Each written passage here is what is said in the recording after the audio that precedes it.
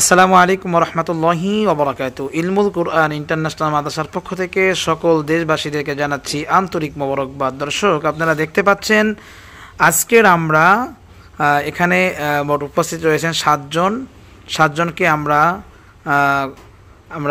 নাজেরা সবক দিব, সেই জন্য আমরা এখানে বসিয়েছি। নতুন সবক নিবে, তাদের জন্য দোয়া করবেন। আমরা তাদের মুখ থেকে একটু তেলাওয়াত শুনে আসবো, যৌথ তেলাওয়াত। তোমরা তেলাওয়াত শুরু করো।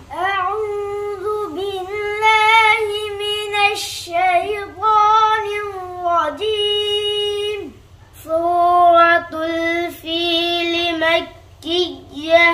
بسم الله الرحمن الرحيم. ألم تر كيف فعل ربك بأصحاب الفيل؟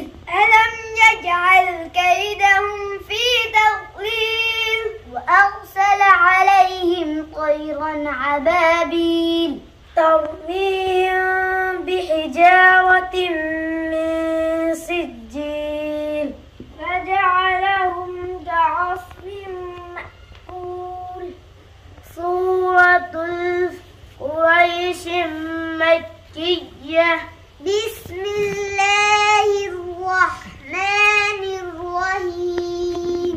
لإيلاف قريش إيلافهم رحلة الشتاء والصيف فليعبدوا رب هذا البيت الذي أطعمهم من جوع وآمنهم من خوف.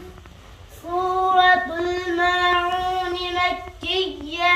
بسم الله الرحمن الرحيم.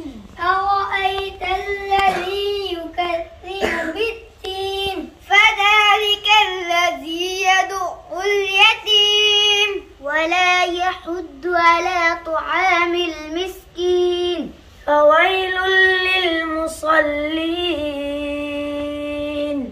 الذين هم عن صلاتهم ساهون الذين هم يراءون ويمنعون الماعون. صدق الله العظيم. মাশাআল্লাহ, অসংখ্য ধন্যবাদ। দর্শক শ্রোতা, আপনারা শুনে আসলেন যে পবিত্র কোরআন নেওয়ার আগ মুহূর্তে তারা কিন্তু 3টি সূরা আপনাদেরকে শুনিয়েছে। তারপর আমরা বলবো তাসবিহ তারতিল 100% হতে গেলে এখনো অনেক সময়ের প্রয়োজন, যেহেতু নাজেরা শেষ করবে, হিফজ শেষ করবে। হিফজ যখন নিবে এবং হিফজ শেষ করার পরে একজন হাফেজ যখন পরিপূর্ণভাবে হবে, তখনই কেবলমাত্র 100% তাসবিহ ঠিক থাকবে। তারপর ওদের জন্য দোয়া করবেন, আল্লাহ তাআলা যেন যুগের জমাদার শ্রেষ্ঠ ওলি এবং আন্তর্জাতিক মানের হাফেজ বানিয়ে দেয়। সকলে জোরে সোরে একবার বলি আমিন। আমিন। দর্শক শ্রোতা, আজকে ভিডিওটা সকলে প্রচুর পরিমাণে শেয়ার করবেন। ভালো থাকুন। আসসালামু আলাইকুম ওয়া রাহমাতুল্লাহি ওয়া বারাকাতুহু।